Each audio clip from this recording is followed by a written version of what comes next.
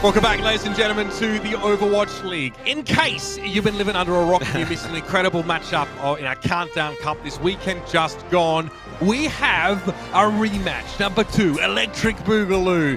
San Francisco Shock, Philly Fusion. They're duking out right here for your viewing pleasure. And Matt, let's jump into our connections presented by Xfinity, because that is the throwback to an intense match we saw last weekend. Yeah, I mean, the connection is not old. It is one we just saw where the Fusion and the Shock, they battled it out in the Countdown Cup Finals. The Shock win it at the end 4-2, but a very close game. A lot of back and forth. We saw a lot of adjustments through the Shock throughout. A lot of people said they couldn't play the Genji. They were trying with a lot of different experiments with Genji in the mix. They bring in Rascal, and he was on fire. With the Genji, set up Striker playing, the hit scan role, some Sombra. So they looked really strong against a Philly lineup that ran Ivy and Hisu pretty much exclusively the whole time. I mean, both of these teams, though, are showing us a ton of different looks. Like, we got to see Hisu play the Sombra, saw some Reaper, some Widowmaker, a little bit of everything was there. Really impressed with him.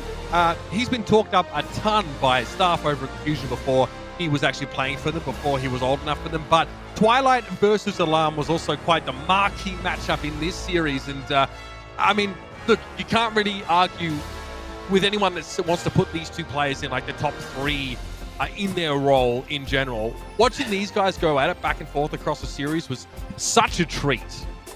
Just 2 phenomenal flex supports, and it's wild as well that the Shock also can play Twilight on the same lineup when they have Violet. Too, is both of these players, like you mentioned, on a short list of top flex supports in the league. Alarm, arguably one of the favorites, if not the favorite, for the T-Mobile MVP. So he's up there. Yeah, I mean, you see those stats we just saw were from the Countdown Cup, but their stats through the remainder of the season, including that, are still tremendous. Now, both of these two teams are very close together in terms of their sort of win-loss record. And I believe this might be the last match for Philly in this regular season. I might need to be checked on that one. But, so big for San Francisco if they can get a win here, as I believe Philly still sits atop the table, or at least had recently. Let's have a look at our starting lineup, Matt, for our San Francisco Shock. Striker and Rascal are starting here for Map 1, and it's Moth with Violet. Yeah, so this tells you they want to play some rush compositions with a Lucio in the mix, with Moth in. So it'll be interesting whether they decide to... Well, actually, they're probably going to run like a Risa Sigma rush comps, because you have Smurf in the game. If you're going to play some Reinhardt, you probably would have subbed in Super if you're going to exclusively play Reinhardt. And then you have Rascal in, so this probably tells you they want to play some Echo, potentially some Junkrat, heroes like that here on Lijiang. I mean, again, you've got Moth in the lineup, so it could be like a Lucio Moira setup here on Control. We've seen that a little bit. Let's of course go across and have a look at the Philadelphia Fusion starting lineup here, because they got a few different looks, and the one we get to start with is that Ivy and Hisu combination that we saw from them over that past weekend. And yeah, look, much like the Shock, they opt to field Funny Astro here alongside Alarm. He's been featured on a lot of flex support heroes. It's been a while since he's just been a Lucio player or just a Brig player, but the Fusion have that option. They want to go with Lucio in their compositions. I mean, Astro's just ready to take up the mantle and strap the skates on. First map's going to be Lijiang Tower here, so as Control often goes, we get a different look at some of the composition these teams try. If you watched the previous map, you saw the Boston Uprising try both double shield and dive compositions, both with limited degrees of success, but they're viable nonetheless. And we probably do see Super, map number 2, for King's Row. So we'll talk a little bit about what we see in terms of team compositions once we get into Lijiang Tower, but as we move in, I think this is you probably see some Symmetra, some Junkrat here, and like you had mentioned early on, when you look at the records, these teams have obviously made it far in our cup, so they have wins from placements in that. This is the Fusion's 21st game of the season, so this would be it in terms of their regular season play. Yep. The Shock. Yeah, the Shock, they've played 17 games, I believe, up until this point. This would be their 18th, so they still have some games left. I believe they have a game tomorrow and then 2 games next weekend. So that would round out their season. So although Philly, they are in first in NA right now, they could get past, most likely would, by the Shock. Yeah, the Shock have 3 games to play. They're only 1 win behind the Fusion. Right. Quite likely we see them get there. Philly are just a little bit Unless ahead. they get swept. They get swept in all the games. That, yeah, doesn't seem very likely, but now it's time for Philly's final outing of the regular season. And they butt heads early with San Francisco here on Control Center. Junkrat Doomfist for the Philly Fusion, and it's going to be Rascal on the Symmetra here for the shot. So let's see what they can get done here with an ostensibly slightly squishier setup. And somehow, Rascal doesn't go down there, but Choikobin definitely does. Ivy goes in with the Doomfist and causes problems early. I was going to say, it's enough disruption from Ivy to create a lot of commotion on the side of San Francisco, which results in a kill. Hisu just chucking Junkrat grenades up in the sky, hoping to hit Violet. Eventually gets him when he comes to the ground. So it'll be the Fusion with point control. First, Violet and Alarm, two of those, two of the best flex supports in the league. We talked about Twilight earlier, but both of them with their ultimates already coming into this first fight. All right. Rascal with the barrier. It's going to be able to shut down Hisu for some of this fight, depending on where it's placed. Here's the barrier. Okay, there's a lot going on right now, but it's an amplification matrix from the San Francisco Shock, and that lets Smurf just burn Ivy down. Hisu with a Riptire into the back line, but that's already been detected by San Francisco, so he still sneaks it through the wall. He gets rid of Violet and Smurf. Great little turnaround late in the fight for Philly, who already were in control of the point, so they'll keep stacking up that capture percent. And this lineup for the Philadelphia Fusion, we saw them run it a lot in the Countdown Cup. We casted the semifinals with the Paris Eternal versus Philly Fusion. They ran Carpe on control with Ivy, and then after that, through that series in the finals, it was really this lineup we saw them play. They have really good teamwork when they play fast and aggressive, so not surprised to see it here. Rascal on the Doom, Rocket Punch doesn't connect, and he's punished as a result. Supercharger made it much easier just to turn, look at the Doomfist, and have him disintegrate under their scrutiny. And now Hisu's going to punish the Shock further as they try and back away. And maybe this, Ivy and Hisu, this is the finely honed blade that the Fusion have been working on crafting. And that's why they busted it out and they attempted to make it work in the Countdown Cup finals. So far it's working here on Lijiang, Matt. Yeah, the Shock with some ultimates, though, coming into this fight. You can get a halt with a Gravitic Flux, probably get sound barriered, but they have a sound barrier of their own to deal with Furies. These Strikers able to get something with the tire, but they get Moth before the sound barrier. Yeah, the halt was really what hurt them. Hisu just threw a remote mine into the mix, into the bubbling cauldron. It came out with a potion that was the antithesis to the Shock. Hisu gets a Riptire again. You'll have to see that one. And Philadelphia Fusion way ahead of the Shock as this round began, and it was a simple matter of snowballing to victory. Oh, that pick on Moth is huge, though. Not getting that sound barrier down, everybody else in the Shock just takes so much damage, and as soon as that happens, the Philadelphia Fusion, they speed right into it. They know they have them dead to rights, so they finish them all off. And see what Philadelphia decides to run here coming up next. Looks like potentially a Winston Diva dive composition with the Pharah in the mix. Interesting if Ivy goes with just the healing of Alarm here, which kind of means that Ivy wants to sort of play off the point as much as possible, maybe get some concussive blast value. Unless there's obviously plenty of fun stuff for Lucio to do here, Matt. Yeah, I was going to say you speed boost with the Lucio and then switch to the Mercy here, which is what they end up doing. Okay. Interesting double shield with Arisa Reinhardt this for the Shock. What is this, like 2019 Shanghai Dragons? Okay, all we need is one more DPS, and oh my, Choikobin.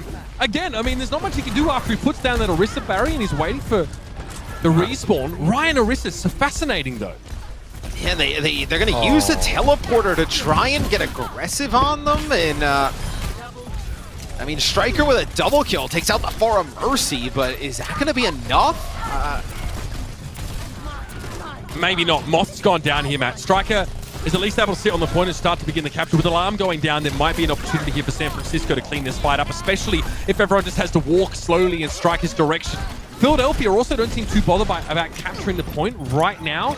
Striker has to rotate out. Cleverly, he does this, right? So he can't get caught on his own, but this allows Philly to swoop in and cap the point. They're still a little bit undermanned. Yeah, I was going to say, a lot of those kills are going in the Philadelphia Fusion's favor. It's just some early percentage garnered by Striker and the Shock as So much damage being put down by Ivy as they move on in. This will be a Riptire that comes in from Striker, and ooh, the Concussion Blast doesn't knock him off the side, but they're able to get one. I think the Concussive Blast actually got eaten up by the defense matrix of Trichoban there. Trichoban eventually gets his just desserts. He's desuited by Ivy at 4 health, but well, the Buddy Blaster claims the Pharah. And Philly now, again, still struggling for players. It's just a Sombra, I think, and Ana close by. They'll have to regroup here with Ivy back on his feet. Mercy really upping the tempo here with those Resurrects, getting Fusion back in position quicker. Yeah, Primal Rage and an EMP here available for the Fusion. They're going to use the Rocket Barrage first. You deal with Smurf. Primal Rage comes in from Sato. He's able to knock Violet back. Now you can save this EMP. Oh, Strike is hating life. And there's a defense matrix to protect Sato as well. He goes deep for that kill. And he gets away with it. Off now will be staggered out somewhat, but the Fusion hadn't captured the point yet, so it doesn't really suffer the shock at all. All right, now we have... Okay, so then we switch away from the Pharah, now we go to Echo for Ivy. The Mercy's still there, and Valkyrie's still available, so still an airborne threat might be the play, but they have to be extra careful of Striker here. Echo's probably a little bit better playing closer to the point when you have control of it. But see, there's I think Hisu actually was trying to bait out Sound Barrier of some kind of ultimate there. It's an EMP that comes in from Rascal. It's good, but the Fusion just back off the point. And this is what you can do on this particular point. Just back out through the doorways. Self-destruct. The EMP timing was perfect. Smurf had his shield up but couldn't protect himself when it was torn away from him. Violet also got taken down as he couldn't fade away from the blast after the EMP came through. Good combo from Philly, but there's still some work to be done. A funny Astro tried to get out of line of sight, and everyone just ignored the Echo. Focused down the Mercy, but the point still remains with Philly, and the cleanup is there. All right, so Philly's going to get out about 85% on the point here before this next fight kicks off. As the Shock, they'll have Shatter. No static shield available here for the Fusion, so maybe Smurf is able to make good use of this. Smurf will make his way forward now. Shatter is there.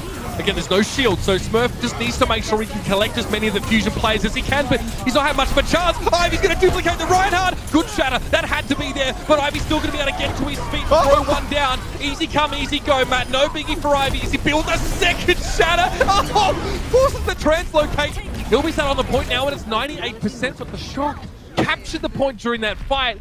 And as fun as it is, Matt, to be on board with a Reinhardt getting 2 Shatters like Gesture did against Reinforce in that ranked match, and it was 3 actually, San Francisco still had the numbers where it counted. Yeah, as the Shock have to throw pretty much everything at that to be able to win it. Deadeye here for Striker.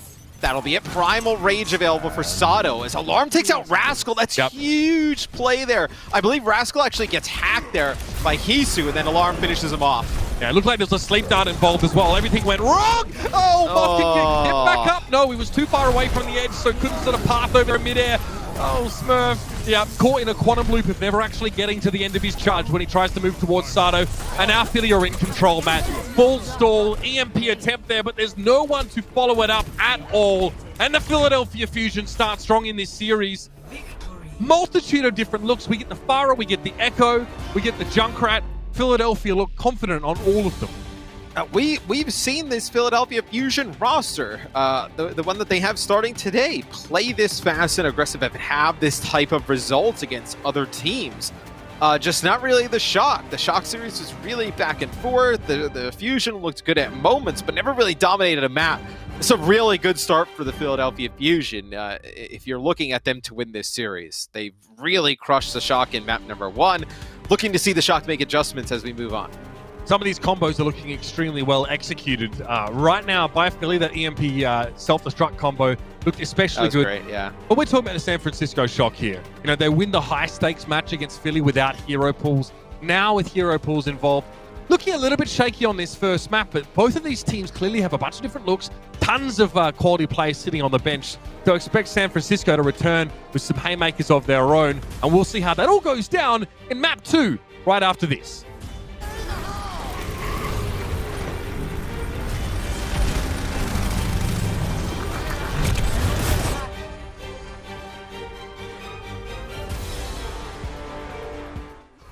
Coca-Cola is the official refreshment of the Overwatch League.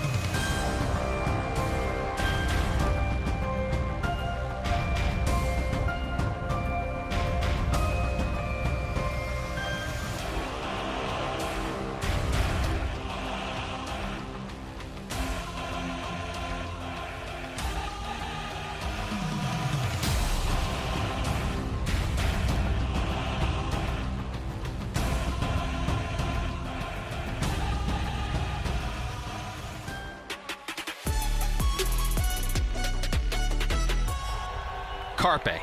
I think the guy is just insanely skilled in terms of his mechanical talent. Carpe was in Mega Pack all the way across the map, and he gets logics. It is literally Carpe dunking everybody, one after another. Carpe in 3 words, he's not human. 제가 MVP를 받게 된다면 오버워치 커리어를 시작하면서 꿈꿔왔던 일이기 때문에 되게 좋을 것 같습니다. Part of Carpe's greatness is that we've grown accustomed to his constantly great performances. He is the god of clutch. He is the master of turning the tide. There's been so many moments. Carpe just did the impossible, made it look easy. Philadelphia Fusion, they have no time here.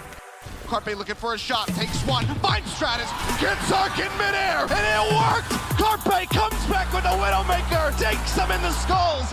제 자신을 최고라고 말할 순 없겠지만 최고 중에 하나라고 생각하고 오버워치의 상징적인 선수로서 남고 싶습니다. Will Carpe walk away with the T-Mobile $100,000 MVP prize? Cast your vote today.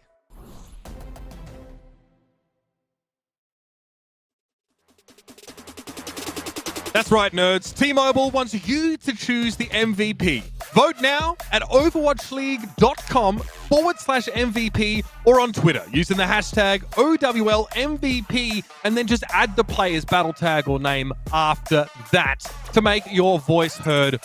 Welcome back, everybody, to the Overwatch League. If you just joined us, what a time you have chosen. Again, it's two of our biggest heavyweights in North America right now. The Philly Fusion take on the Shock. It's Philly's last regular season game, and they come out of the gates swinging for the fence, man. Yeah, they crush in map number 1. Going into map number 2, I talked a little bit about some changes for the Shock. We'll get to those, but it'll be Carpe who comes in here for the Philadelphia Fusion. They'll combo him with Hisu, so we'll talk about what that potentially means as we go into King's Row. And the Shock make 2 changes. So they bring in Once for Striker. Tells you we get some Widowmaker play, Widowmaker or potentially some Ashe out of Once. And then they also bring in Super, which tells you they want to play some Reinhardt Rush. As soon as you saw the map list, King's Row, you expected this type of substitution from the Shock. What are your thoughts, but really quick on it? We didn't have much chance to unpack what happened at the end of the last map because I did like a really long throw to break that just kept repeating itself. But what do you think about the Rhine Sigma composition? The Rhine Arista setup that we saw on Night Market. So when they were playing it with the Symmetra, it's really set up around like brawling on the point. I think it actually probably would have been good if the Philadelphia Fusion didn't come out and show Pharah. Pharah's just a ton of poke damage that they can't really live through. Like that composition with the Symmetra and the Reinhardt and the Sigma, they want close quarters engagements where you were looking at maybe if they played, let's say they played Doom with the dive, right? Doom Sombra probably would have been pretty effective against that. Not too great against the Pharah composition though. Yeah, so Philly got off on the right foot on that first map, but that's all behind us now. And San Francisco bring in a couple of additions as we go to King's Row. And those that love Reinhardt play, those who are looking for a bit of MTD, well, you're in the right place. Philly, I mean, maybe we don't expect them to go away too much from like the sort of Sigma setup. But we know from San Francisco, that that Super comes in, he plays the Ryan, and he plays it awfully well. Not much of an Orisha aficionado. We'll see what they come with here. Super. I mean, his Orisa is not bad. It's really kind of in for the Reinhardt play. It's definitely not his preference, right? Yeah. This will be the Fusion on defense to kick things off. So we'll get that adjusted for you guys to the top of the screen in a bit. But this is almost like an old school defensive style comp, right? Widow Junk on King's Row used to be like what, season 1, this was a really strong comp. Obviously no Sigma or Baptiste in the mix, but it reminds me of the treehouse composition we used to see on like Temple of Anubis way back. Yeah. Right? Like just get behind Orisa or like use it high ground, you may wall your team up into a position and then just play around tanks play around DPS like this, San Francisco go Rhine Sigma with the Lucio and the Mei. So you know what they're trying to do straight away, Matt, right? Like they want to use a Mei wall, they want to catch people out and run them down. They're going to use the Mei wall here to boost up and then TP up to the high ground, potentially. Yep.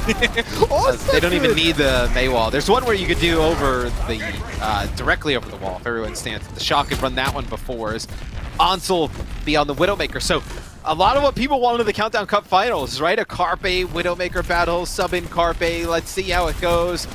We'll get it now. I love this though. San Francisco. Oh! What? How did he even see that? Super got Rascal killed just because he jumped. Man, that was hardly even his fault. I don't know how Carpe finds a shot like that, but he did. And San Francisco now are in a very awkward spot. They have to split up, spread out, and get back to spawn. Ouch! What's the best with having Carpe in the game is he does stuff like that you rarely see anybody do so consistently. So we have Moth winning a little bit of a Lucio battle here against Funny Astro. Right, it's traded though, and the Shocker without Fighter right now. So with Batiste in play, Philly have way more durability, way more healing, and Super Shield is down. So is Troy Hoban. So really hard for the Shock to play on point right now. In fact, they can't at all. No, they have to regroup. And Funny Astro, he's Lucio. He's back in the fight already. Right, like you mentioned, with the Batiste in play, a lot of extra damage. Also Junkrat as well. Maywall goes down, but the Riptire doesn't care for that. Let it rip! There it is. Super gets caught by that one. He puts his shield up. It's futile though as he sneaks the tire behind it. Sato is down though, and both teams trade out their main tanks. Both teams still have a shield, and an Immortality field is pretty crucial right now for Philly if they want to try and weather this storm. It protects them against Arns hitting huge headshots. Funny Astro was able to hunt down the Widowmaker, and now there's numbers on the point for Philly. Trick Hoban gets dropped down. Fusion, he returns, but there's no teammate. It's him and Moth against the world, and not enough. Philly again stave them off. Again, Moth gets an exit kill. And Alarm is not quite as fast as Funny Astro on returning to the point. You have Sound Barrier, though, for the Philadelphia Fusion. It's funny, we wanted this one-on-one head-to-head matchup with the Widowmakers. You had Funny Astro who took out Ons in the last fight, then Moth returned the favor, taking out Carpe. So the Lucios getting in the mix, putting a lot of pressure on these Widows. Look for Sato, maybe to drop the Supercharger. There's the main wall though, and that's when the Shock want to go aggressive, but they're faced with a Sound Barrier right now. Super trapped inside, Hisu's trapped. Now it's going to be the Gravitic Flux here, and is there an Immortality field? No! Fury and Sato drop down! The Winter Wonderland gets stained with blood, and the Shock find a way through. They spend heavy ultimates to get that point A though, Matt, but they were running out of time. Yeah, they were. They needed to invest heavy, like you had mentioned. As Carpe now go away from Widow, you'll play McCree here. The second stage of the map. This tells you that Philly wants to get even more aggressive. They wanna really brawl this out, right? McCree, Junkrat, with your double shield plus the Lucio tells you they want to get really close quarter medium range, negate the effects of Ons maybe with some Sigma shields in his face with the Lucio pressure. All right, Hisu. Gonna let it go again. All Super. Okay, he's able to get away. They trapped somebody, yeah. Yeah, I think Super was forced to stand up there. Maybe he was halted up there, but who knows. Anyway, he's a Riptire. Okay, nice. Super catches that one with a Fire Strike. That could have been nasty. And now look at the Shock push forward. And Shatter is good. Super gets 3. Fury and Alarm, maybe even 4, in fact. Try and pick themselves back up. But San Francisco, they fight off the Riptire, and then they go up a gear. Philly weren't ready for that change of pace. Yeah, and Shock do a nice job keeping Super alive. He's up on the high ground, he's trapped, and that allows the Shock to actually make this a one-fight stage. Lasts long enough. We can take a look here at the Shatter that comes down. It's a Fire Strike that hits Isu's tire, then just, huge Shatter around the corner. Man, I mean, very cathartic. Super lives for those. Super lives for those Shatters. That's like what do they call them? Like the bumper shatter, just to jump around the corner and just insta-shatter without even seeing around it? I mean, you do that against Orisa because he just doesn't have time to put up another shield, and Sigma's shield normally doesn't touch the ground unless he angles it down, right? His viewing angle means that you can normally sneak a shatter under it unless it's like that. So, nicely done. Super now, getting caught out by the Holt and Creation combo by the looks of things. Sato, Carpe here to clean up. We got the McCree for Philly. So much has happened just as we were discussing how that fight went. And San Francisco breezed through this second part of the map after a slow start. Yeah, you had Ons on Symmetra for a quick minute. Now going over to the Widow here. Let's see if he can find any type of sight lines. Funny Astro's got to be real careful. Yeah, I mean, too much of that overzealous jumping is going to catch you out against, Widowmaker players of this caliber. Any wasted movements could be devastating. So what are the Shock waiting for here, Matt? Well, this is actually really good for the Shock. We're seeing this type of position because this is opening up so much space for the Widow. Carpe's a psycho. Yeah, absolute monster. Just rolls forward, flashbang into the massive players, and an immortality field dropped there by Alarm means that Philly get to play that kind of happy-go-lucky style. Ansan gets his head plucked right off, and Philly now get to re-establish that forward hole.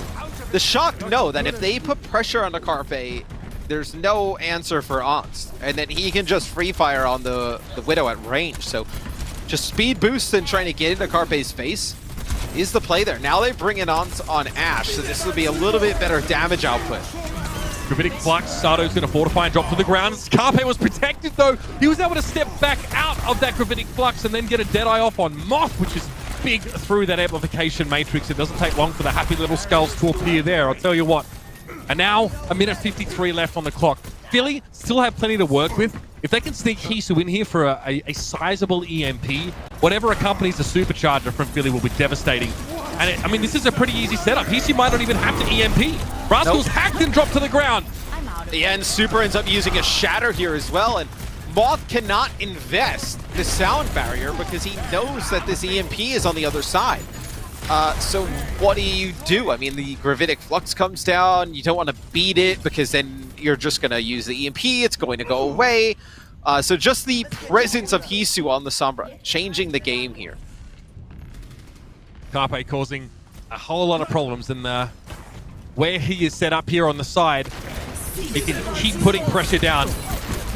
They started to lose that supercharger early, and Matrix just forces Philadelphia back. And Troyobin looks like he got caught there by a hold. Carpe in a great spot though to punish. Now this is where things go wrong for him. The fact that he gets to kill an Ansan before he goes down is just huge. He's done more than his job. He gets a 2-for-1 trade playing from that position, and he spawns closer. That's absolutely worth it for Philadelphia. Yeah, it's going to be a Blizzard here used by Rascal as there's only 40 seconds on the clock, and the Shock need to get something going. This will be the sound barrier from Funny Astro. Keep everybody alive and in the fight, as Philadelphia, they don't want to give up this position right here. Hisu could drop in here and cause all sorts of problems for San Francisco right now. Okay, I think he got spotted out by Arts on that high ground. Rascal goes down to Carpe though, so not a great start. Moth wants to try and pressure here, but Carpe has so much protection and peel close by that it's very hard to try and 1v1 him right now. Here's the EMP. That is massive. Sound barrier comes out after though, so good work by Moth. He knew there'd be an EMP coming, saves the barrier, but without super, it doesn't matter. Even though he was clever with his ultimate usage there, San Francisco need their main tank, and they need him badly. Carpe walks into a Gravitic Flux here, goes super aggressive, finds 2, and is eventually punished, but he's done his job. He knows he's done good work. Yeah, it still doesn't feel good, though, for the Shock when the EMP comes through. Now, the sound barrier does come down, and it's good, but they had to use an Amp Matrix and sound barrier just to get it out. Ons finally with a Bob at the end, where Philadelphia, they come alive at the end on King's Row. Good point A defense. The Shock, they mount a really good offense from A to B, but the Fusion with a strong defensive stand. Carpe with the big switch over to the McCree. The Shock really didn't have an answer for that. And he's playing incredibly aggressive for a McCree player, right? Quite often, you don't have a lot of self-peel outside of the flashbang, but Carpe was playing off angles. Sometimes you'd expect to see Sigma players play where Carpe is right now, because Sigma has his own self-shielding mechanic, has kinetic grasp, has a stun. But Carpe's playing there, and sure, he's dying, Matt, but he's getting 2 kills every time. It's a 2-for-1 trade for him. But I think this may be the next evolution of this Philadelphia Fusion roster, is when you need some more flexibility between your damage dealers. Maybe you run Hisu and Ivy, right? They can kind of cover a lot of different bases, a lot like how on Control. It's very difficult for the Shock to game plan against that because they can come out and play anything, right, with those 2 in the game. When you go to a map like this, and you know you need your best hit scan player for an extended period of time, right? Pretty much the entire map, you're going to play some version of Widow, Ash, McCree. This is where you bring in Carpe. And I think when you allow Carpe to play in this type of niche and tell him, hey, go out there, click heads, play the hit scan, you'll see performances like this. I mean, and Hisu just seems to be the player that does it all, right? He comes in now and he just fills whatever gap he needs to. In fact, there are no gaps when he's around. Sombra this time. I wonder if we see them switch off of Ash once they realize Widow is on the other side. They may have expected the Ash for the Shock on defense. Just because it's a little bit safer, a little bit more consistent. The Shock probably come out with Widow because they think the Fusion are going to run it, where you'd want to counter Widow versus Widow. I mean, Philly aren't using any shields, so Ashe versus Widow looks much worse. I mean, Ashe for shield pressure and Dynamite, you know, getting that behind or through shields, much better. Hisu, yeah, sees 3 players on the high ground, so opts to get out. And now we see how Philly force the Shock down onto the point, or if they can even do that. That's kind of where they want to fight to set Carpe up for the best vantage point possible. Shoyoben's not to the low ground now, so the rest of the Shock might have to just group up around him. And that was a really nice setup there by Philly. They're not able to capitalize. So when Fury gets to the high ground, they knock Choyoben off, and Hisu's waiting on the backside of the point. They actually hack Choi down on the point. There's just not enough to finish him off. I mean, that poison mine is getting so much value for Rans there. Again, Hisu is sort of revealed and has to get out early, so that Sombra's not getting as much value as he'd like. Sato goes deep. Okay, he gets nano boosted in midair, otherwise that charge looked nothing but suicidal. Now he can sort of rotate here and catch Arns before he can get away, and with the nano boost, Arns clearly used his grappling hook to get into that position so there was no escape. Just so much patience there from the Fusion. A lot like how we saw from the Gladiators playing around the nano boost. This will be a Transcendence used by Violet, and it's pretty much forced out to keep them alive on the point. I mean, Sato's so elegant, by the way, able to stay alive by playing so aggressive against a team that features sort of Sigma and, you know, Zenyatta and Junkrat, things that just Winston hates to dive into. Oh, he goes and finds Answer again, expertly picking out or identifying an opportunity to eliminate that key player, and Rascal's asleep on the job here. He gets hacked immediately, so doesn't have remote mind here to open up the distance between him and Hisu, but he's still able to walk away. The Shock are taking a beating right now, but they're still weathering the storm. They're playing inside close quarters, and Sato respects them enough not to just run into you with Primal Rage. And that gives Rascal time for this Riptide, Matt. Yeah, he's going to be able to take Alarm out in the back. Sato's still alive, though. It'll be a Bob use from Carpe onto the point. Ans over to McCree now. That'll be the second tick. Ans with 2. Okay, Shoyoben can sit behind that shield for quite some time, and Sato tries to move out and help Bobby. He gets cut down. Sigma is so hard to shift, especially when his opponents are down to, what, 2 or 3 players. Bob and Sato were not enough to cross the gap, and Philadelphia are starting to run out of time in much the same way San Francisco did. All they need to do, Matt, is to pretty much finish the map, but they need to make this EMP work, but the Shock split so much on this defense. I was going to say, this next fight should be pretty good for Philly, though. EMP plus self-destruct. Flux will catch. Okay, decent catch. Gets the Mercy and Ana. No other follow-up, though, so no chance to get him down to half health. But Shoyoben just walks in there and takes care of Funny Astro. No resurrect for tempo. Can't bring Fury back into the mix and get him resuited. This has to be a full reset for Philadelphia. Yeah, and that EMP doesn't get a thing. So now if you're Philly, what do you want to run here as Ons takes off Alarm's head? This will get rest heroics. You're gonna run McCree here. You're getting outranged so bad. This they need to make a play for Ons if they're gonna get value out of McCree. Carpe and Funny Astro. It will be a damage boosted McCree. Tough to play, yeah, risky positioning here as Carpe now, because he doesn't know where the Junkrat is set up. So he'll play at medium to long range, which makes him very vulnerable to someone like Arns, who is on the prowl. Okay, Philly, move to Arns again to get rid of him. Perfect stuff from Sato. Again, he eliminates the enemy Widowmaker. He has been a standout in this series so far. And here's a Primal Rage for later. He'll hang on to it, doesn't get a chance to use it, gets accretion in midair, and Rascal comes back, finds 2 quick kills. Philly are able to take him down. Moth and Shoyoben play close on the point, and Violet is just behind the shield. They get rid of Fury, and having a Batiste here is so huge. Somehow Hisu picks Violet off, then gets rid of Moth. Shoyoben had his support taken out from under his nose, and now Sato returns to the fight with a Primal Rage, and Hisu fought just enough time for Philly to stay in the game. They get point A, and Philly get to move the cart. What a play from Hisu, able to get 2, stay alive long enough, battle it out with Choi, and then Sato from the spawn with the Primal Rage gets back. They knock Choi off, as now Philly gets a chance to move the card. As Sato goes over to Orisa, Fury on Sigma, so you kind of have to match at this moment of the game. But the Shock have a huge advantage in terms of time and ults. Shoyoben would like to play as far forward as he can, but it seems as if this is as far as the Shock feel comfortable going, playing around this corner. Choi acting as the off-angle Sigma, but Carpe sees the trap, flashes Choi, but it's extremely safe. Huge EMP. All right, but it's going to be an immortality field here, so It doesn't look like Philly are really in position to follow up on it. Mid-air hack on Choi is very classy, but it doesn't achieve much in terms of Philly's overall game plan, and they start to run out of gas. Matt, what happened there? This setup looks so good.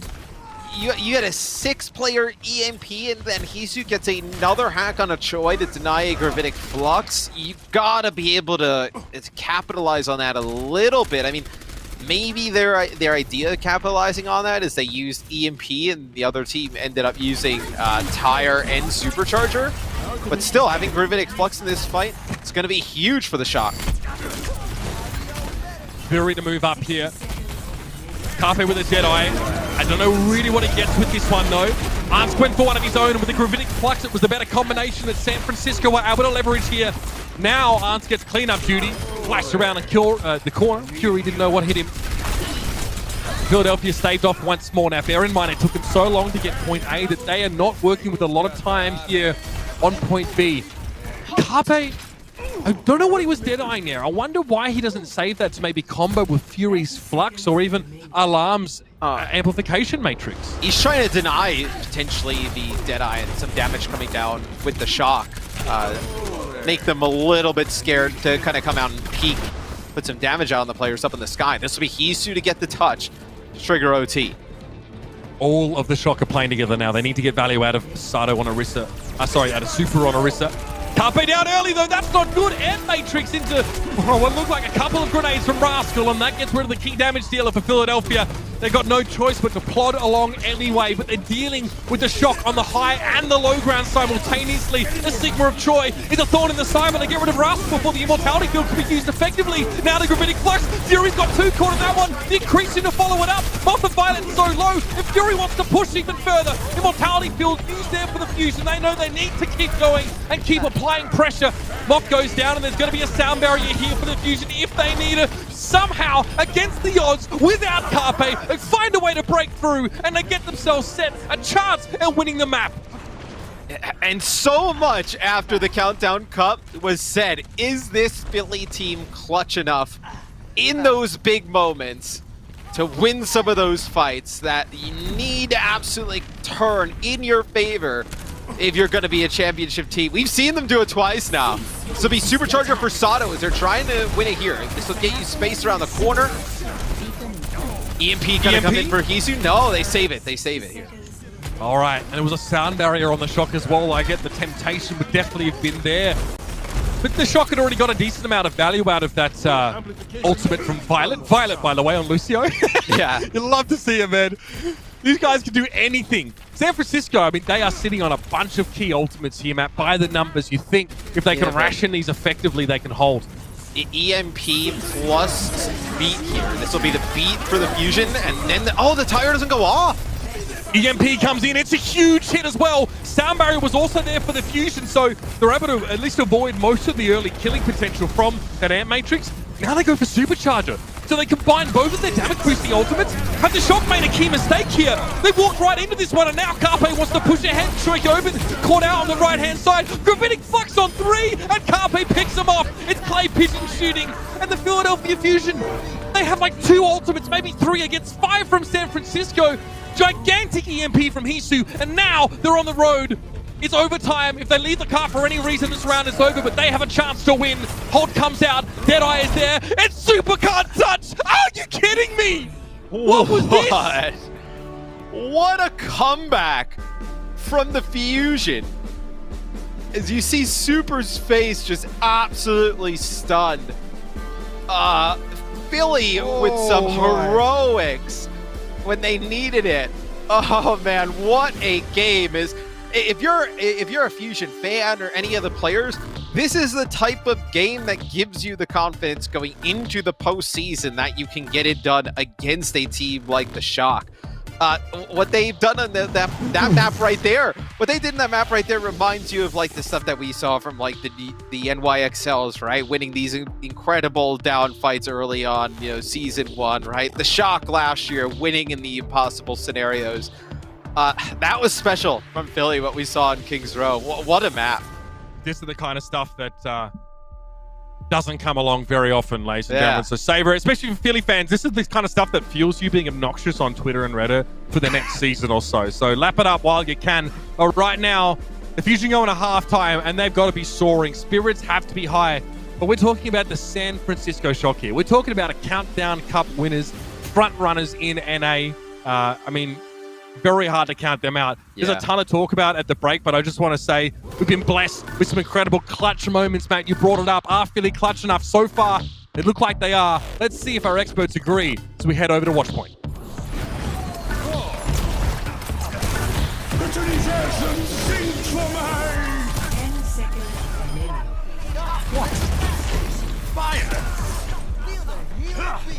The Overwatch League is brought to you by T-Mobile.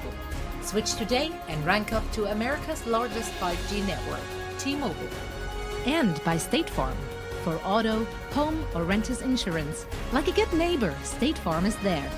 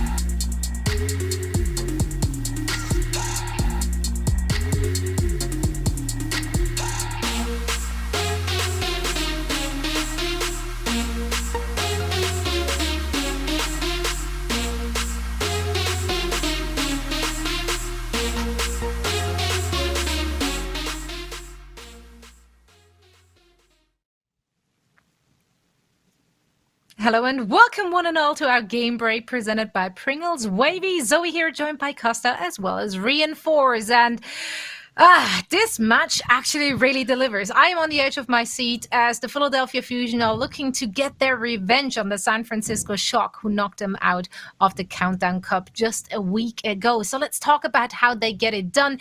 Gentlemen, starting at map 1 here, Reinforce, you had some thoughts about Ivy and Hisu being in the mix there for the Philadelphia Fusion. Yeah, I mean, it deserves to be mentioned at least because after the Countdown Cup, we talked about, okay, well, where does Carpe fit into the mix? We know he has fantastic hit scan play, and he's generally the guy you want to rely on when it comes down to these clutch moments. But the Philadelphia Fusion in a hero pool with Genji removed actually brought out Ivy and Hisu again, and the Fusion looked good while doing it. Hisu specifically on this Junkrat, he was so proactive, making plays, and actually quite a big difference maker when it came down to it. It felt like the San Francisco Shock haven't quite made themselves comfortable yet in this hero pool. We saw Striker flex over to the Junkrat at times, and they were trying a few different compositions, even playing the Reinhardt on Night Market compared to Fusion, who were playing the Winston and actually upping the tempo a little bit. So it does feel like the Shock were actually outplayed when it came to the compositions. And generally speaking, Fusion has been the one who struggles a bit in a hero pool until they figure things out until the last minute, and then they really get it going. Specifically mentioning like when Genji started to kick off, they were a bit late in that adaptation, but now it does feel like Fusion have figured out this meta, and with that, they have the confidence and they're being proactive about it, and it does feel like they really took it to the Shock, who were a bit, stunned by it all, but then we saw Super subbed in for King's Row, and that's when we saw both teams really go head to head. Yeah, I think this is the composition that we've seen from the San Francisco Shock since the beginning of this season almost. They sub Super in to play that Reinhardt. They have Moth on the Lucio, and it's sort of, legacy of 2019, and they just run and have so much control over the match. And honestly, it's pretty crazy that the Philadelphia Fusion did win this map because it felt like the San Francisco had them on the brink, on the edge, multiple times throughout the series. Like San Francisco almost full held Philadelphia Fusion on the first point, except Hisu somehow kills the backline on his own. And then we get to the very end fight here again, and Super just can't touch. If they get back into that fight, they're probably in a pretty good position. So this was a San Francisco Shock match to lose, and they only just lost it. And I think this could come back to bite them, because I think it was you, Zoe, who just got this statistic that the San Francisco Shock, at least not in a very long time, has reverse swept, but that's because they never had to. They've never had their backs against the wall like this, so I'm really interested to see how they're going to respond. I'm just so very impressed at, as you said, Reinforce, how well they figured out the meta. Because they didn't just show us and executed one composition really well. They showed us a lot of different looks. We saw the Echo in the mix. We saw them coming out with Pharah. We saw them coming out with Sombra. Was there anything you felt like they particularly looked strong with? Or do you think just across the board they got it figured out? No, across the board, I think they have it figured out because specifically they know what their players are great at. Carpe got subbed in for King's Row because his skill set was required on King's Row, and they know what he's good at, and as such, he feels confident being subbed in, knowing what his duties are, and then they play around that. And then on Leading Tower, you saw Ivy and Hisu. They know what they have to do and the heroes they're going to play and how they're going to pull it off. So I feel like the Philadelphia Fusion as a team, as an organization, has really figured out how to work around all of these different chess pieces they have, because they have so many options, and now it feels like all the players have a great understanding of what they're supposed to pull off, and it all comes together when you have these hero pools that results in a lot of different compositions depending on the map. But it does feel like Fusion have got it together now. Yeah, and you just love to see it. You love to see a plan well executed and things just coming together. And several of those moments are usually featured in our Crunch Time presented by Pringles Wavy. And this one particularly is going out to Super, who had quite a moment on King's Row. Why don't you guys walk us through it? Yeah, Costa, I gotta start off here. It's a Rhino you got play. this. Okay. Yeah. And actually, we were picking out plays, etc. And we honestly thought that San Francisco Shock were going to win King's Row because they've been so dominant on this map. And this is a large reason why. Because Super on this Reinhardt, he is so determined when he comes in. He knows how to navigate all the corners, how to execute fights. And these big shatters, I cannot state enough how big of a difference maker this is. When you have a Reinhardt that can reliably fire strike rip tires and then hit massive shatters. It helps out a team so much. So when we think of King's Row, I think of this as San Francisco Shock's best map.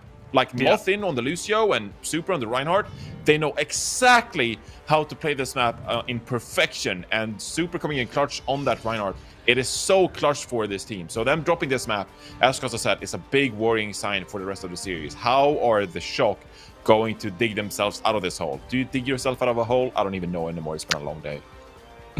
Dig up. Sure, you dig up. Yeah, no, that should work. I've played enough Worms to know what's up, so that works for me. Costa, what can they do to turn it around? Very quick last thoughts here. How will the San Francisco Shock actually pull off a reverse sweep? I just think they need to make sure they're playing to their identity. As we said, on Night Market, they weren't playing the Winston, which I think Smurf has shown that he's one of the best at. And then we go on to Kings Row, and for some reason we had Violet playing the Lucio and Moth on the Baptiste, certain thing. They seem to be awkwardly ending up on the wrong compositions or the wrong players on the wrong roles. So I think if they play to their identity, they definitely have the edge. They just need to get there. Absolutely. Let's see if they can get it done again, or if the Philadelphia Fusion will get their revenge from the Countdown Cup. All and that more will happen on our third map. Anubis is coming up next, so for all the action, we're sending it back over to Uber and Mr. X.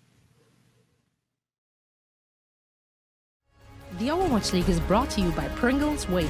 Big crunch, big flavor.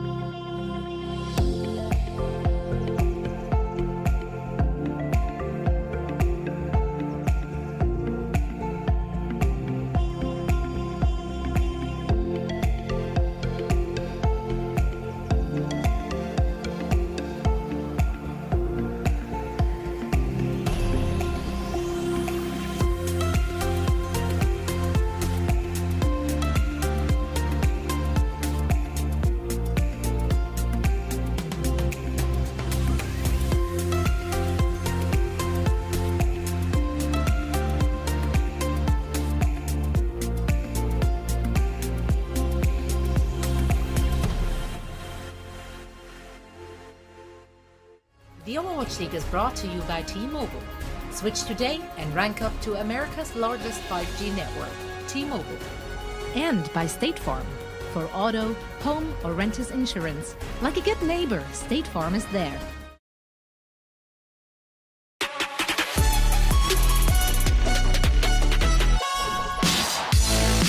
Clean up from Alarm. Alarm finds 3 kills in the fight. This was what we were promised when this guy was joining the league. He came in with so much hype. Everybody was talking about Alarm. He can be one of the best flex supports in the league. Just straight up best flex support. Here to conquer. Promise potential proven. The team's rock. This team doesn't have to worry because they know it's Alarm and he's got you. 제가 이번 시즌은 루키로 활동하게 되었는데 오로지 이번 시즌 루키에 달성되기 위해서 목표를 삼아서 게임을 했기 때문에 MVP 후보에 대해서 굉장히 기쁩니다. Alarm in the support role. Alarm has hit 3 sleeps already so far. He's got the most kills on his team by far at this point, it feels like. Alarm, aka nap time. That's what you want to see from your Zen. Well, this guy had so much hype around him.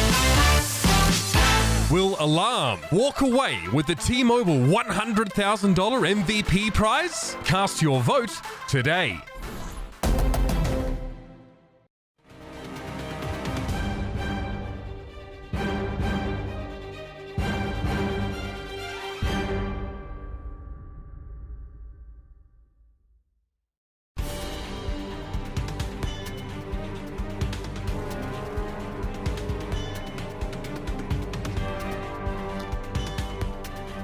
Well, yeah, you can vote for your T-Mobile MVP. T-Mobile wants everybody to get involved. You can cast your vote at overwatchleague.com/MVP or go on Twitter and use the hashtag OWLMVP plus your player's battle tag. Alarm, I think is great. Mitch was supposed to read that, but you guys were treated to me instead. Why not? But Alarm, I did. I think everybody just kind of they honestly got bored listening to you read that type of stuff. So I mean, I stepped in. Don't blame them. I stepped in. I was like, you know what? I'm gonna change the pace a little bit. I'm gonna catch people off guard. I'm gonna read this because I feel extremely passionate about Alarm. I think Alarm's been incredible. This year, Wait. He would be good to. Did you call him nerds? Alarm. No, because I have talked about this, man. You can't. What? All right. It wasn't in the script. I'll read whatever they put in the script, so it wasn't in there. That's a shame, Matthew. All right, after our halftime, we've seen a lot of talk about Philly. The way the roster's looking. They're under hero pools right now, Matt. They're also under. This is technically, look, I think it's fair to say it's a lower stakes match than like a Countdown Cup final, right? They get 1 win for winning here. They get 3 for winning the Countdown Cup. So even if you want to look at it monetarily, the amount of wins they get, stakes are different, but they look a much different team right now. Yeah, their final regular season game does have a little bit of different stakes than the Countdown Cup finals. I would agree with you there. I think everybody probably on the planet would agree with you there. As Smurf comes back in for Super.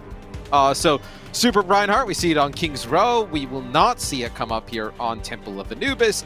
Temple of Anubis, you want Smurf in for the Winston and a Risa play, whether it be on offense or defense. All right. Well, again, if Philadelphia win here, I'm told they clinch first place in NA. So there you go. Even though the Shock actually have some matches to go, I think it would go to head-to-head. I think the Philly would be in the lead here. So. Yeah, I mean, the Fusion would go to like 24 and 22, and then the Shock, the best they could finish with 4 games left. Yeah, that makes sense. Yeah, actually, so look, that's all I'm being told in my ear. It's in my ear. That's what I'm being told. So I'm just delivering the information. Yeah, if it came down to a head-to-head, I believe you're right. All right, well, there you have it. And we have a substitution here. Smurf comes back into the lineup for Super as we head into the Temple of Anubis. Oh, we're already at map 3. I mean, this is crazy. San Francisco obviously need to strike back and strike hard if they want to stay in this series. This is, of course, the first to 3, like your regular match. So it has to be here on Anubis where they make their stand. I like your excitement for figuring out where we were in the series. Like, whoa, map 3? Because like we're already time here. Flies when you're having fun, you know what I mean? We're just seeing some crazy Overwatch. It's been a really fast-paced first 2 maps. Yeah. Both teams just trying to throw themselves into the fray. I mean, probably has something to do with all the Lucio play we're getting. Teams are, obviously using a fair bit of, sort of some McCree from Carpe. The way that Fusion tried to pressure the Shock's defense on King's Row. Not easy, by the way, but Sade looks incredibly good at just finding out how to get rid of Ants, remove the Widowmaker, and be done. And obviously a completely different match with a completely different set of rules. Obviously no hero pools, but after the Countdown Cup, everyone was like, oh, let's see, Carpe. Why didn't they put in Carpe? Why didn't you come back with Carpe in the game? We see them go to Carpe now again here this time in the rematch. He paid off pretty big on the defensive side on King's Row, on the McCree. On their offensive attack, I think it was really about like Hisu and Sato and Fury. But now this gives you a Widowmaker who can go toe-to-toe with Ons. Carpe would love nothing more than to try and find a way to sneak one over Ants, but in order to do so, he needs to be probably pretty creative with his angle selection. Maybe you know, like a grappling hook shot, but everyone's safe behind Smurf's shield right now. Winston Ball on offense. Okay, that's pretty dive. Wow, and the Fury at the park right there, that's odd. Well, it kind of brings you to the ground a little bit faster. Right, so he's trying to break maybe even the hold or something like that. Yeah, okay, doesn't work out. So, like, maybe what we see here, Violet takes a 1v1 against Hisu, takes him out, but Fury trying to get to the point, force people down, then maybe kind of either knock people off the bridge into the fusion or set up a big dive with like a pile driver from behind into a Winston jump. Carpe still looking for that opportunity. Rascal finds Sato there without a halt, so it looks like just damage boosted Junkrat mines. Claim the Winston. He could have been trying to get Alarm kind of charged up, maybe stayed for a little bit too long. I mean, Alarm wants to build this nano as fast as possible. Not quite as quickly as we saw Shaz do it in that previous series, but there are a couple other factors to consider there. Oh my. That's a pick. Oh, that's... Okay, that has to be an instant resurrect here. Is that safe for Moth to go there, though? It looks like somewhat safe. Surprised that it's not repeat by Carpe. I guess he must have dropped down after taking the shot. Immortality field for Rascal, and he needs to make the most of this opportunity now. Get those mines in. Remote mine to get away. I like that. It looks like Troy Urban's sleeping right now, and they lose Arns, so this is looking bad for San Francisco, and Carpe keeps edging further and further around behind the shock. He's getting everybody! Moth and Rascal both down to headshots, and this Riptire is aimless. He'll get Carpe, but the rest of Philly have numbers on point A.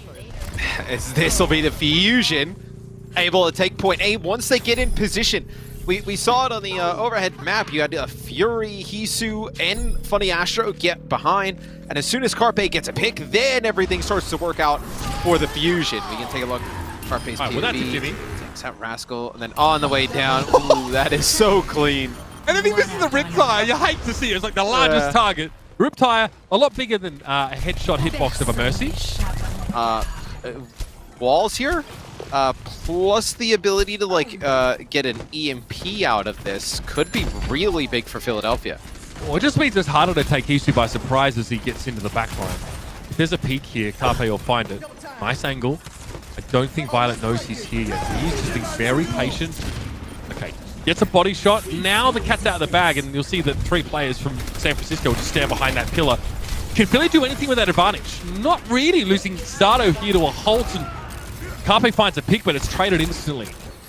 Yeah, it looks like Rascal got right in his face and took him out. And they kind of need to do that because you saw the position that Carpe forced on that Widowmaker. Now the switch over to McCree, but you stay on the Widow, and they would have been forced into those sightlines pretty much the entire time. Now you bring in McCree, kind of go close quarters here, is trying to deal with Ons in the mid-range. Nano up for Alarm here. Hisu waiting for his opportunity to strike, and who's it? Looks like he really wants to make sure he catches Trichobin in this EMP if possible. Okay, so he goes for an airborne one, and that's pretty good. 3 players caught. Trichobin was the first target, and he's dispatched. Rascal and Violet were also hacked, and those 2 abscond very quickly. They'll need to return to the fray now, as Philly need a couple more kills here. This is not really the pace that they're going to be capturing this point with properly. They go 1 by 1, this time looking for Smurf, who's hit with a fat biotic grenade from Alarm. Easy kill on that Orisa there.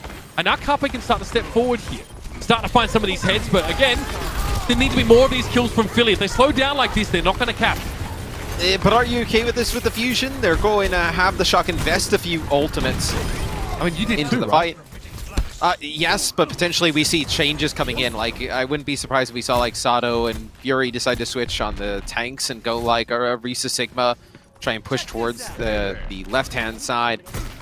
Rascal now goes to Sombra, and Philly decides to stay on this. So then this looks maybe a little bit less good from Philly, the way that fight went. I mean, look, it's elementary. If the defenders spawn as close as they do, like, you can't just get 1 kill and then obviously mill around looking for your next opportunity. They need to come together. They need to be, both sides of the Philadelphia pincer need to strike. So self-destruct here. This will force position. That's why Moth and Arns will just stay in the side room now. Does this allow Philly to catch a shock player off guard? Arns quickly 180. Oh my. Sato. I mean, Arns was actually looking at the Sombra. Hisu at the time, but he'll take the kill. Immortality field now deployed, so Arns gets to play a little bit more aggressively. But now, forced back, and that's a gigantic bionic grenade to set up the kill for Carpe. He's going to be looking for more now. So Choikobin goes down. Carpe hoped there'd be someone in that side room, but now he needs to deal with Smurf. They're going to nano him. The Electric Cowboy makes his return, and Mock had no chance to get away before the Deadeye was at full potency, at least enough to get rid of the Lucio. 2 ticks for Philly. They're brawling on the point, and they're trying to get value out of this McCree. Carpe prevents a touch from Choikobin, and it will be about 90 seconds, give or take, for Philly after finishing the map. And it's so interesting with the way that Philadelphia's played this series thus far. We didn't see Ansa in the first map on Lijiang Tower. We saw a combination of Striker and Rascal. But since we've seen Ans come in, Philadelphia has done a really nice job of putting pressure on him, whether it's Carpe on the Widow, Carpe on Ashe to mirror, or Sato getting in his face with like the Winston, which is something that the Shock, it's not like they can't deal with it, but they're usually the team that's setting the tempo and the pace of the game and forcing you to react to them. It's a little bit different now when they're putting so much pressure onto Ans, and you're kind of forced to react. And Carpe gets a pick on the Widowmaker, then you have to scramble around a bit. It's usually always in that regard kind of going in San Francisco's favor, where it's really interesting looking at this series and seeing what you can do, make them look a little bit more vulnerable if you are the team that can find these holes and put the pressure on. That's what Philadelphia have been going for here, Matt. How do they? Okay, so now they're going to try and play this classic Philly dive defense setup. Yeah. I was going to say it's easier said than done because Philly is one of the only teams, I think, in the league, regardless of region, that has a roster that could potentially give the Shock like trouble like this, right? They're going to get aggressive yet again on defense. Funny Astro will be playing the Mercy here, so you'll have the damage boost for Carpe. And they go. Diva mixed up here with Smurf's Orisa. So, okay, a little bit of a different combination. Gives Choikobin the ability, though, to pressure someone like Carpe or Alarm a little bit effectively. Also chase Funny Astro down. Going up against the Winston Diva comp, it doesn't feel too bad prolonging the lifespan of your Orisa barrier by using a bit of defense matrix here and there. That Mega Health Pack is hacked, so this makes it a little bit hard for Shock to make this a proper staging ground. But they drop to the point, and now Philly are the attackers. The shoes on the other foot, so to speak. We're going to have to make a move soon. 1.5 ticks already here for the Shock. Yeah, they give up a tick. They're getting very close to giving up another one as Carpe gets a damage boost onto his Dynamite, so you can hear the extra ticks getting very close to a Bob. Yeah, Carpe really wants a better... Oh my, that's a big one. Oh, the bomb! Straight on in here. What can be done? Carpe has to drop down to set this up. Is it worth the risk?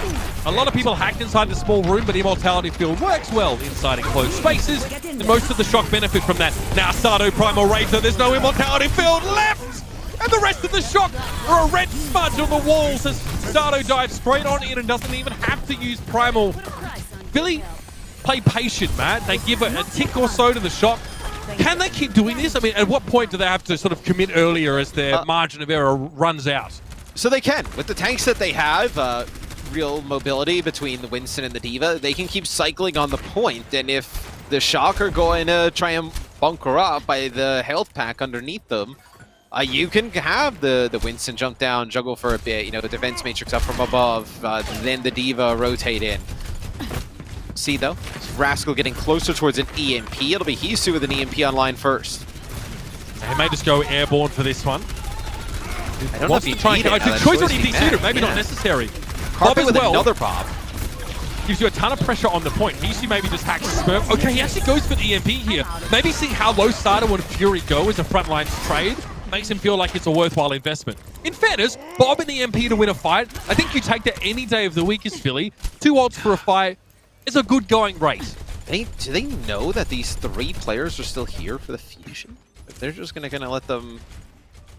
Maybe they thought they speed boosted out, but they know now. Now they know, yeah. Oh! Okay, it's a trade. I wonder if that's worthwhile for Hisu.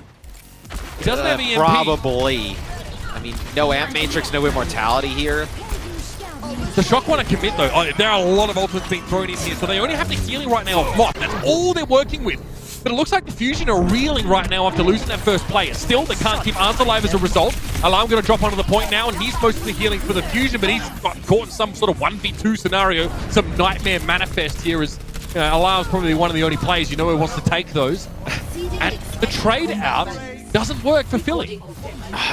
Yes, I mean, it doesn't work out in the end, but it is some really nice plays from the Shock that end up resulting in them taking the point. I think you would take that trade. It's just that there's a sound barrier available for the San Francisco Shock. They push on forward. They have an EMP of their own that they use there, and they pretty much forced to use all that with the Batiste healing out of the way. This is going to be a primal rage. That biotic grenade connection was absurd from Alarm. Despite the fact that there was an Orisa shield in play, he just gets it right. Sato's able to dive in there as well. Of course, so many problems. He was the initiator, and it's all percent for everybody right now as Smurf and the Shock get farmed on the backside of that fight. Yeah, Sisu works his way up towards another EMP. That'll be kind of like the biggest test here. It's coming up soon. You'll have EMPs for both teams going into the point. Moth not close to another sound barrier though. So not close to a Valkyrie either. Not a nano boost, so it'll be interesting how Philly does this. They probably have to spread apart. You could have Bob come in and like contest the point. If Carpe doesn't get hit with an EMP, this will be Sato hacked. Still wants to push forward though. Well, he knows he can hang, and by the time he's probably ready to get out, yeah, he'll have the ability available again as the EMP ticks out. And Carpe, huge Dynamite Bob combo there. Yeah, Bob plus Dynamite locks everybody in there.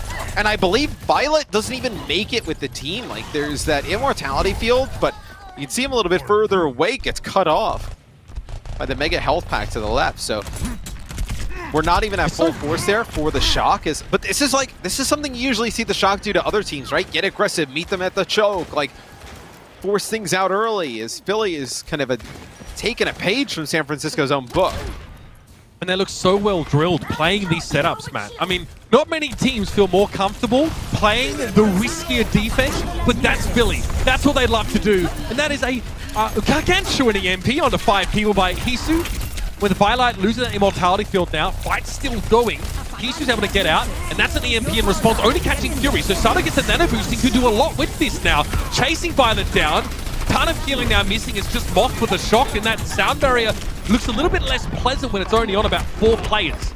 Yeah, both EMPs a little bit lackluster, but at least San Francisco able to follow up the few kills out of Rascals, but respawns come in for the Philly Fusion. Smurf on the point, still not even a tick for the San Francisco Shock. Sato's still alive! That'll be a T-Mac. Sato is just unbelievable.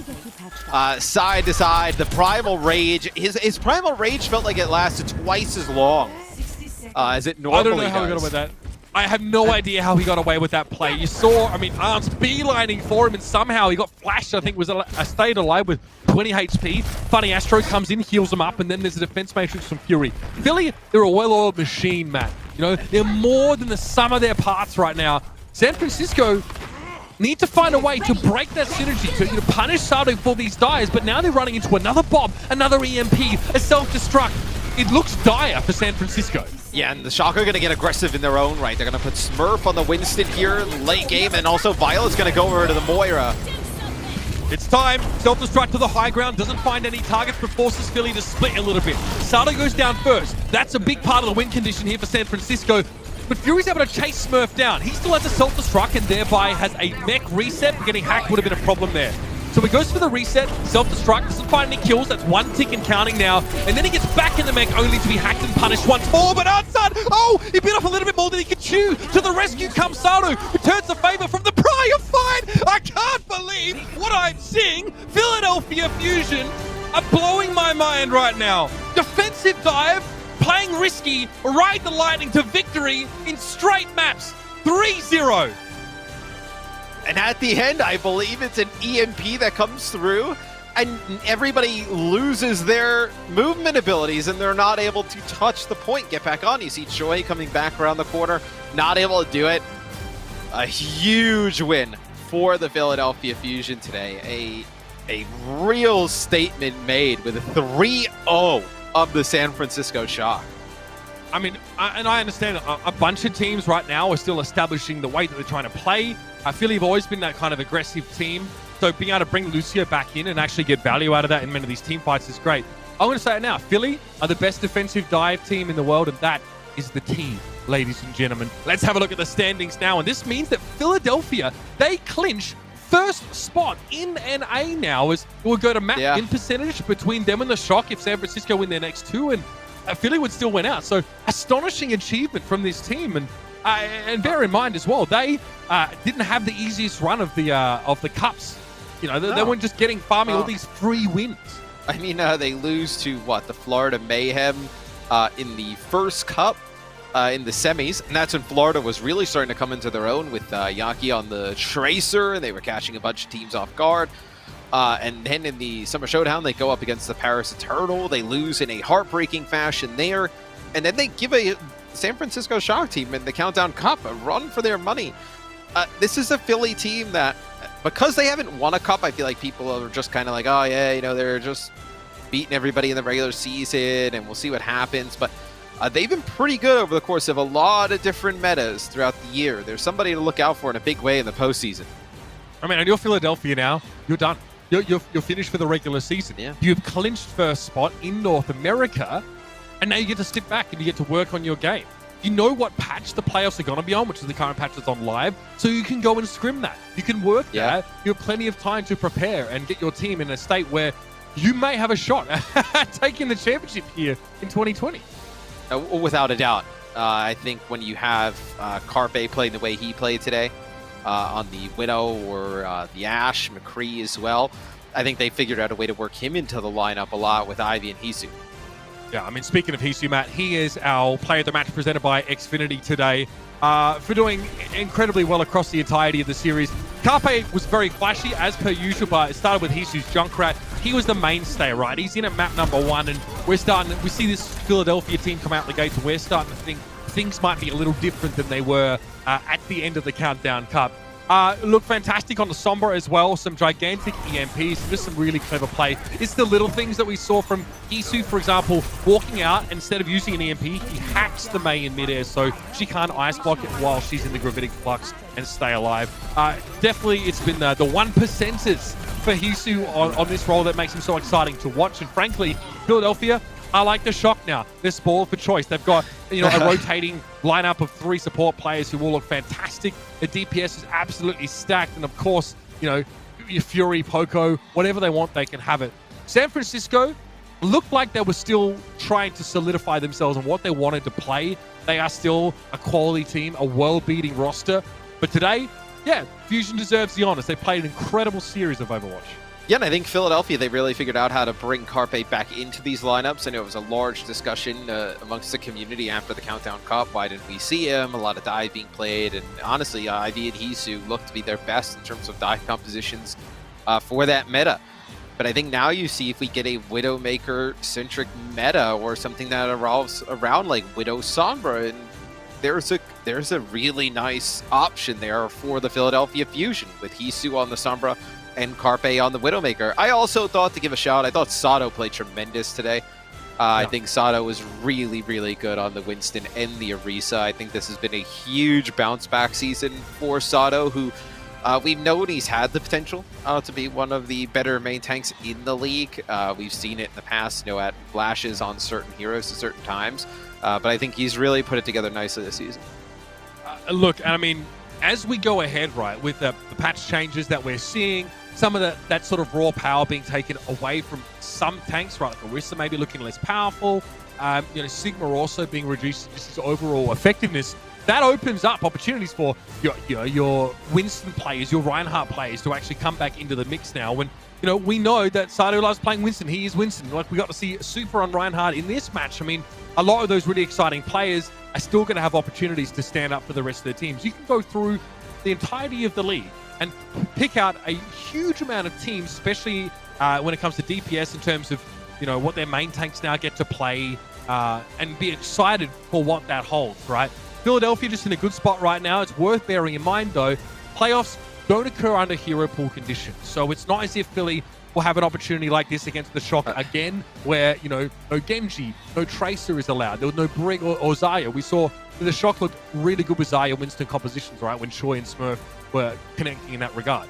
That is still potentially an option for teams in the playoffs. So good time to be excited if you're a Philly fan. But for Shock fans, I mean, you've got a couple more games to finish off the season. You're in a really strong position, and you've got plenty of time to actually work out some of the kinks in official matches. Yeah, I think if you're the Shock, you're still totally fine in terms of how you feel. You lost to one of, 2 to 3 teams in NA that you feel like could beat you.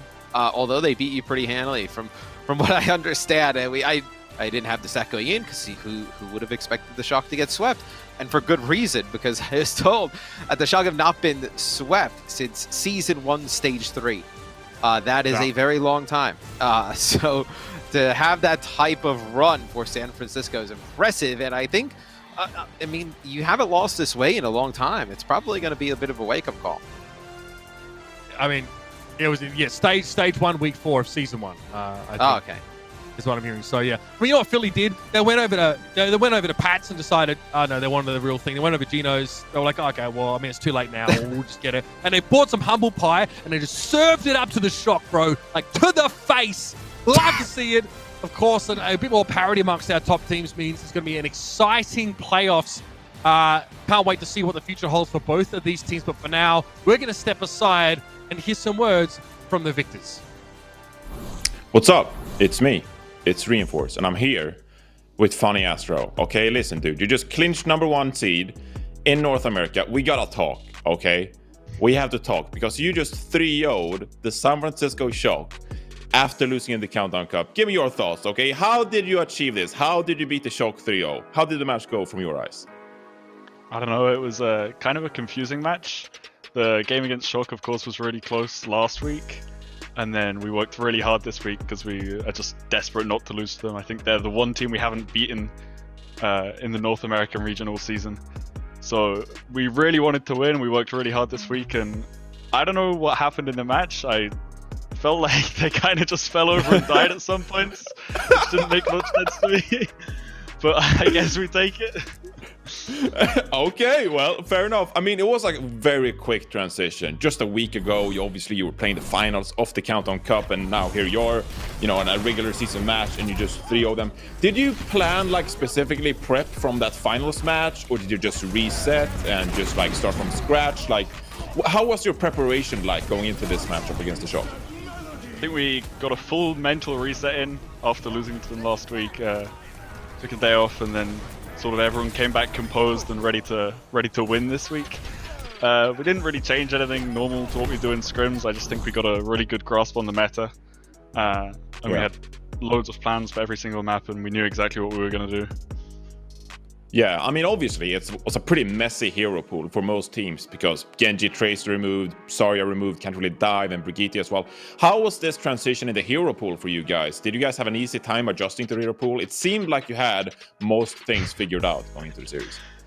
It may have seemed a little bit easy, but I think every team's run into some problems this week. I think we saw Violet playing Lucio on King's Row, which was a little bit interesting. Yeah.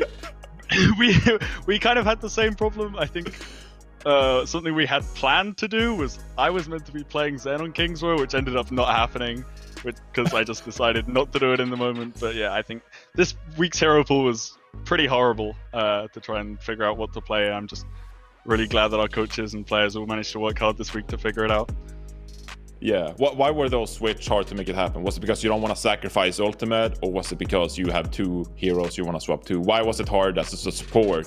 You mentioned obviously Violet and Moth. Why is it hard to make that swap to the correct heroes? I think it's kind of awkward where you have to swap between like Lucio Bap and Zen Bap, because you kind of want to swap between Lucio and Zen, and not many players can do that. So, I mean, obviously it was a lot more awkward for them because they had Violet on Lucio, and I ended up just not swapping because I was enjoying my time playing Lucio today. I was very confident. Well, there you go. I wanted to talk about hero pools a little bit as well, because your roster, I mean, it's obviously stacked. You have so many great players on many different positions where you try to flex in Ivy, you have Hisu, Carpe, etc. And then you have hero pools going on as well, which obviously is shaking up the meta all the time. Have you, the Fusion as a team, had an easier time adjusting to these hero pools as the season has gone on? Have you implemented a system?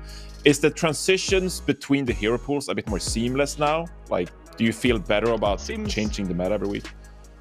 Seems pretty easy to adapt to hero pools now. Of course, like you have the few hectic days, but we're kind of just at the point where we're used to it, and we just sub in players in and out just to play the heroes that they're good at, and it doesn't really change much since everyone is so good and everyone has such good chemistry on our team now. Yeah, for sure. Well, that was the last match of the regular season for you guys, so I've been told anyway. And you clinched the #1 seed for North America. So now you have some time before the playoffs. How are you going to spend that time? Do you get a few days off? Are you going to just keep grinding? What are you going to be up to these next couple of weeks? Maybe take a week off, celebrate, laugh at the shock. I don't know. Whoa, okay. Not much to do. Rewatch the VOD like 5 times. Yeah. Look over back and just enjoy the next week. I think we have a week break off, so that'll be fun. Well, there you go. Well, enjoy your 1 week off for sure. Congratulations on today's win. All right, well, there you go. Once again, congratulations. We have the Watchpoint post show coming up, so stay tuned throughout the break. That's all the matches. There's no more matches today, but we have tomorrow. But first, it is the Watchpoint post show, so stay tuned for the break, and it's going to be me, Zoe, and Costa analyzing all of today's action.